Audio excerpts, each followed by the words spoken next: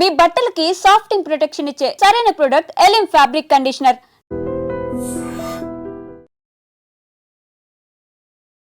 భద్రాద్రి కొత్తగూడెం జిల్లాలో అత్యంత దారుణమైనటువంటి సంఘటన జరిగింది.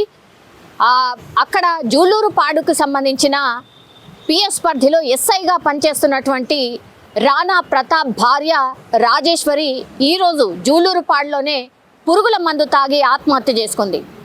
ఎందుకు అనంటే పూర్తిగా ఇప్పుడు రాజేశ్వరికి సంబంధించిన బంధువులు వాళ్ళు ఒకటే చెప్తున్నారు, మా అమ్మాయిని వేధించారు, అత్తామామల వేధింపుల వల్లే మా అమ్మాయి చనిపోయింది అన్నటువంటి మాట చెప్తున్నారు. పెద్ద ఎత్తున కుటుంబ సభ్యులు అందరూ కూడా చేరుకున్నారు. రాణా ప్రతాప్ని కావచ్చు, అట్లాగే వాళ్ళ తల్లిదండ్రుల మీద పెద్ద ఎత్తున ఆరోపణలు కూడా చేస్తున్నారు. యాక్చువల్లీ ఇప్పుడు ఈ రాణా ప్రతాప్ అండ్ రాజేశ్వరి దంపతులకు 2 చిన్న పిల్లలు కూడా ఉన్నారు. పాపం అల్లారు ముద్దుగా అమ్మా నాన్నల దగ్గర పెరగాల్సినటువంటి పిల్లలు ఇట్లా అత్తా మామల వేధింపుల వల్ల చనిపోయినట్టుగా ఇప్పుడు రాజేశ్వరికి సంబంధించిన బంధువులు అయితే పెద్ద ఎత్తున ఆందోళన చేయడమే కాదు, వాళ్ళ మీద అంటే ఈ రాణా ప్రతాప్కి సంబంధించిన అత్తా మామల మీద దాడి చేసే ప్రయత్నం కూడా చేసినటువంటి సిచ్యువేషన్. ఒక్కసారిగా ఉద్రిక్త వాతావరణం అయితే నెలకొంది. జూలూరుపాడు పిఎస్కి సంబంధించిన ఎస్ఐ అంటే మనకు తెలుసు విధులు ఎట్లా ఉంటాయి, వాళ్ళ శాలరీస్ ఎట్లా ఉంటాయి, వాళ్ళ హోదా ఎట్లా ఉంటుంది మనందరికీ తెలిసిందే. సో ఒక మంచి ఫ్యామిలీ, అతను కూడా మంచిగానే భార్యా పిల్లల్ని చూసుకున్నట్టుగా ఉన్నటువంటి సిచ్యువేషన్. కానీ ఇప్పుడు ఈ ఎస్ఐకి వేరే ప్రాంతానికి ట్రాన్స్ఫర్ అయింది. అంటే వీళ్ళందరూ ఉమ్మడి కుటుంబంగా ఉంటున్నారు. అంటే రాణా ప్రతాప్కి సంబంధించిన అమ్మా నాన్నతో పాటు అంటే అత్తా మామలతో పాటు రాజేశ్వరి అండ్ ఆ తర్వాత రాణా ప్రతాప్ ఉంటున్నటువంటి పరిస్థితి. కానీ ఆయనకు వేరే చోటికి ట్రాన్స్ఫర్ అయింది.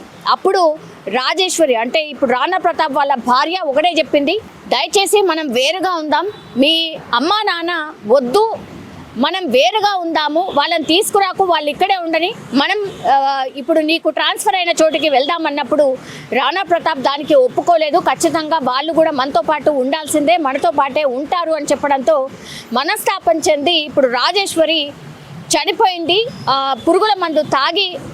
సో వీళ్ళ వేధింపుల వల్లనే చనిపోయింది అని ఇప్పుడు మృతురాలి బంధువులు అయితే పెద్ద ఎత్తున ఆందోళన చేస్తున్నటువంటి పరిస్థితి. మనకు తెలుసు కదా, సమాజంలో అత్తామామలు వీళ్ళందరినీ కూడా అసలు కోడళ్ళు చాలా చిన్న రీజన్స్ కోసము అటు అత్తామామలు అనుకోండి, లేకపోతే ఇప్పుడు పెళ్లి చేసుకొని ఎవరైతే అమ్మాయి వస్తుందో ఆమెని కంఫర్ట్గా వాళ్ళు చూడకపోవడం. కాబట్టి ఇరు పక్షాల వైపు నుంచి ఈ ఫ్యామిలీలో ఏం జరిగిందో ఏంటో తెలియదు, కానీ ఆమెకు ఇష్టం లేదు వాళ్ళ అత్తామామతోని ఉండడం. కానీ ఇప్పుడు ఈ ఎస్ఐ ఎవరైతే ఉన్నారో ఖచ్చితంగా మా అమ్మా నాన్నతోనే ఉండాలి అని పట్టుబడంతో ఈ ఇద్దరి మధ్య క్లాషెస్ వచ్చి ఆ తర్వాత ఇదే విషయాన్ని వాళ్ళ తల్లిదండ్రులకు కూడా చెప్పినప్పుడు కూడా వాళ్ళు కూడా ఒప్పుకోకపోవడం.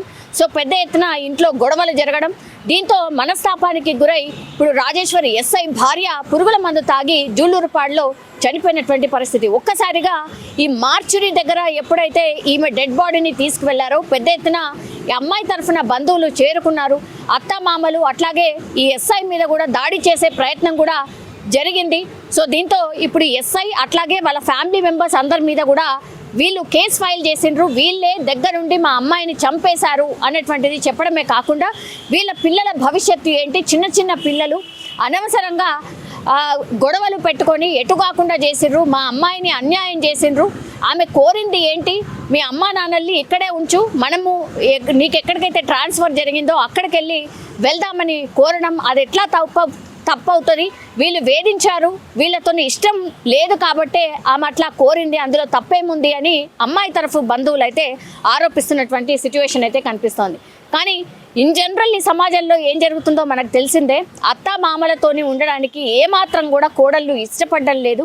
అట్లాగే అత్తా మామలు కూడా కోడల్ని కోడల్లాగానే చూస్తున్నారు కానీ బిడ్డలాగా చూడట్లేదు అనేది కూడా పెద్ద ఎత్తున వాదన అయితే వినిపిస్తోంది. ఈ ఇన్సిడెంట్లో ఈ పర్టికులర్ కేసులో ఏమైందో తెలియదు, కానీ ఇప్పుడు అత్తా మామలతోని ఉండడం ఇష్టం లేకనే ఇప్పుడు ఈ రాజేశ్వరి ఎస్ఐ భార్య చనిపోయినట్టుగా ప్రస్తుతం అయితే మనకైతే అర్థమవుతోంది. అండ్ వీళ్ళందరి మీద కూడా కేసు ఫైల్ చేసిండ్రు అమ్మాయి తరఫు బంధువులు. అట్లాగే ఎస్ఐని కూడా కొన్ని డేస్ పాటు అంటే ఈ కేసుని ఎదుర్కొంటున్నాడు కాబట్టి కొన్ని డేస్ పాటు ఆయన డ్యూటీకి రాకుండా ఈ కేసుని ఎదుర్కొనే అవకాశం అయితే కనిపిస్తోంది. కానీ ఒక్కసారిగా భద్రాద్రి కొత్తగూడెం జిల్లాలో జూలూరుపాడికి సంబంధించిన ఏకంగా ఎస్ఐకి సంబంధించిన భార్యనే పురుగుల మందు తాగి చనిపోవడంతో ఒక రకంగా కలకలం అయితే క్రియేట్ అయింది అని చెప్పొచ్చు. కానీ పాపం వాళ్ళిద్దరి చిన్నారులు ఏ తప్పు చేసిండ్రు, లాస్ట్కి వస్తే ఆ చిన్నారులు మాత్రం అమ్మలేని అనాథలుగా మారిపోయినటువంటి సిచ్యువేషన్ అయితే కనిపిస్తోంది. నిజంగా ప్రస్తుతం ఉన్నటువంటి సమాజం దేనికి ప్రయారిటీ ఇస్తుంది? ఆర్థిక సంబంధాల చుట్టూ మాత్రమే తిరుగుతోంది. మళ్ళీ ఎన్నికలంగానే చాలా విరక్తి కలుగుతాం. మంచి అనిపిస్తుంది కదా, లేడీస్ కూడా ఛాలెంజింగ్ జాబ్స్ చేసినప్పుడు చాలా బాగుంటది. ట్రాఫిక్ అసిస్టెంట్స్ గా నియమించిన ట్రాన్స్జెండర్స్ అందరితో సాల్యూట్ చేయించుకుంటున్నారు. ఫుడ్ డెలివరీ ఇవ్వటానికి వెళ్ళినటువంటి డెలివరీ బాయ్ అనిల్ పై కళ్ళ ముందు